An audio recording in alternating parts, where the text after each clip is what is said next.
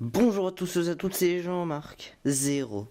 Aujourd'hui on se retrouve pour le premier épisode de mon nouveau concept. Car oui Micron, j'ai créé un nouveau concept. Donc dans ce premier épisode de la Pokéstraflexion qui sera du Pokémon, de la stratégie et de la réflexion, nous allons parler du potentiel stratégique des évolutions des starters 7G, qui sont Archiduc, Félinferno et Otalolia. Car oui, en voyant les nouvelles attaques de chacun de ces Pokémon, je me suis dit qu'il y avait un petit potentiel à exploiter. Donc nous allons commencer par Archiduc. Archiduc aura le talent engrais comme tous les starters plantes. Et il aura le type plante et spectre. Au niveau du résistance, c'est pas trop ça. Il aura une faiblesse au type glace, feu, vol, spectre et ténèbres. La faiblesse au type ténèbres est l'une des plus handicapantes quand on voit l'omniprésence de l'attaque sabotage en overuse. Mais ça lui confère deux immunités, une au type normal qui n'est pas super intéressante, mais une au type combat qui peut être franchement très utile. A savoir qu'il aura une capacité qui lui est propre à lui, tissu ombre. Cette capacité lui permettra de lancer son attaque en empêchant tout switch de l'adversaire. Ce qui peut être franchement cool, en espérant que cette attaque ait au moins une puissance de 80. Archiduc est-il envisageable en overuse? Parce qu'en Uber, je vais pas me poser la question parce que bien évidemment que non, rien qu'avec Darkrai. En overuse, il sera très intéressant face à Mégalocpin parce que c'est un ennemi naturel. Il est immunisé face à cette attaque bluff et close combat. Mais en revanche, faudra faire à des Mégalocpins qui seront joués avec rebond, qui pourront lui faire très mal. Après, au niveau de ses statistiques, si Archiduc a ces stats là, une bonne attaque, de faible défense parce que faut pas abuser non plus, une excellente vitesse vu sa description de Pokédex et une attaque spéciale plutôt bonne. Ça pourrait faire un très bon contre face à Ectoplasma s'il dépasse les 110 en vitesse. Il a juste à le tuer avec une attaque spectre et c'est fini. Il pourra aussi être un très bon ennemi face à Megalatios. Par contre Megalatios j'y crois pas trop vu sa défense spéciale. En overuse, il y a beaucoup de Pokémon de type eau qui traînent. Par exemple, nous avons Staros, Flagados, Kedleo et Azumarill. Et Archiduc pourrait très bien les contrer. Bon après, il faudra faire attention au laser glace qui sera plutôt prévisible et au point glace de Azumarill. Archiduc pourra aussi être un bon contre face aux Pokémon de type Psy qui traînent dans ce tiers tels que Mega Metalos, Mega Charmina. Mais après, le problème c'est qu'en overuse, il y a quand même les deux Dracofeu, le X et le Y. Les deux vont lui causer beaucoup de problèmes. Et surtout, il y a Flambuzard. Après, l'un de ses ennemis naturels sera bien évidemment Dimoré. Mais en revanche, Archiduc sera très sensible aux Pokémon vol du tiers Borderline, parce qu'il faut pas les oublier ceux-là, et sera très sensible face à Scalproy également. Au final, je le classerai en tiers Borderline, voire Underuse si ses statistiques sont vraiment nulles. Bah non, à mon avis, il sera pas si nul que ça, il a un vrai potentiel celui-là. Maintenant passons au starter feu Félinferno. Il sera de type feu et ténèbres.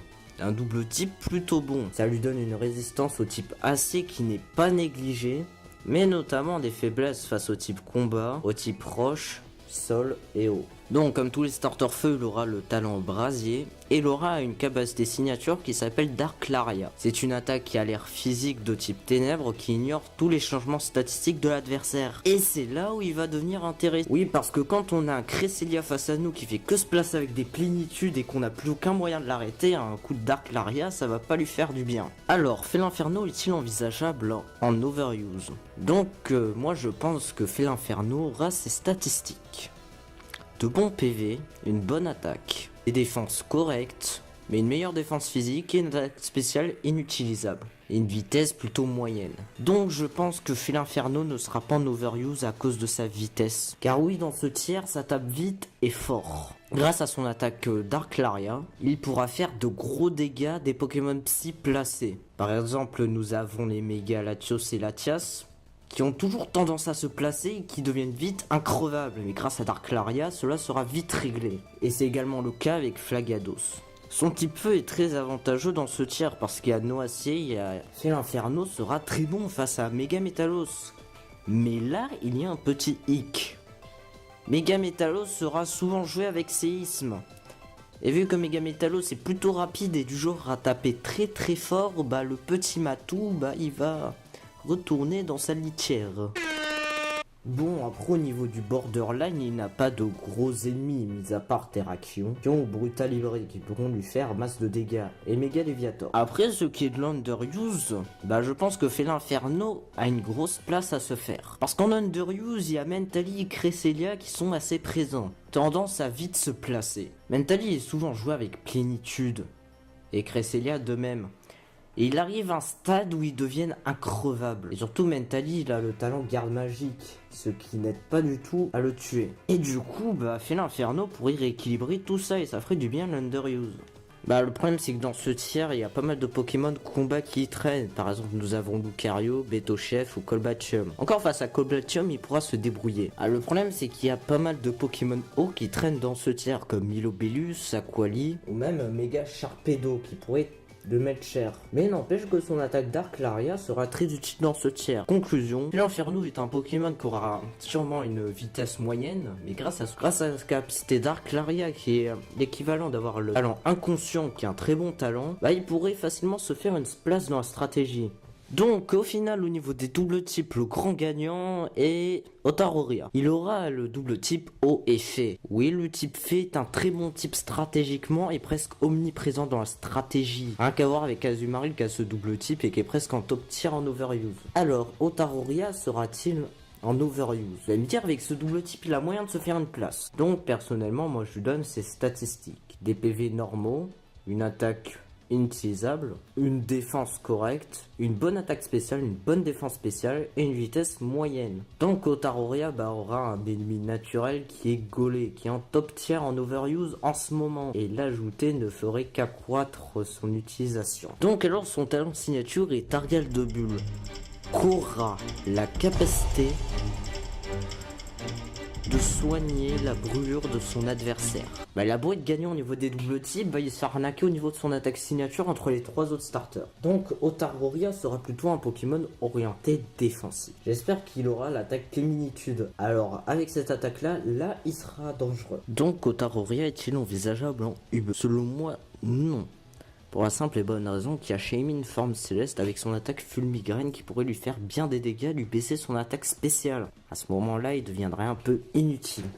En overuse, il y a un moyen de faire quelque chose avec ce Pokémon. Tout d'abord, avec son double type, c'est comme si on avait un Azumarill sur le plan spécial, ce qui peut être très intéressant, notamment pour contrer Minotaur, Hippodocus, peut-être par l'un des miracles, contrer enfin Megagiancy. Et ça, ce serait franchement cool.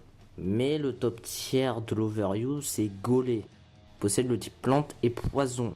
Donc au final, Otaroria n'a pas trop de menaces en overuse, hormis les Pokémon plantes tels que Chapignon, et encore il peut le contrer, tels que Noacier, et aussi tous les Pokémon électriques qui traînent dans le tiers. Et malheureusement, je pense que sa plus grosse menace, ce sera évidemment Ectoplasma, avec son type poison et son attaque Cradovague. Bon après, s'il a une excellente défense spéciale, il pourrait par miracle résister à un Cradovague de Ectoplasma, mais après au niveau de la borderline, il n'a pas trop de menaces, donc il pourrait très bien se débrouiller. Au final, si les stats que je lui ai attribués s'avéraient être justes, Otaroria se retrouverait facilement en overuse. Même si c'est un Azumarill Eco Plus et qu'Azumarill fait 4 fois mieux le travail, il pourrait être intéressant de le jouer de manière défensive. Donc au final, je pense que le meilleur Pokémon des 3 ce sera Otaroria. Oui, grâce à son double type, c'est le grand gagnant. Après, Fél'Inferno pourra très bien se débrouiller avec son attaque Darklandia. Mais si Archiduke a une excellente vitesse, comme je l'ai dit, il pourrait arriver en overuse. Seulement son attaque spéciale suit. Ce serait un peu le Greninja de la 7ème génération.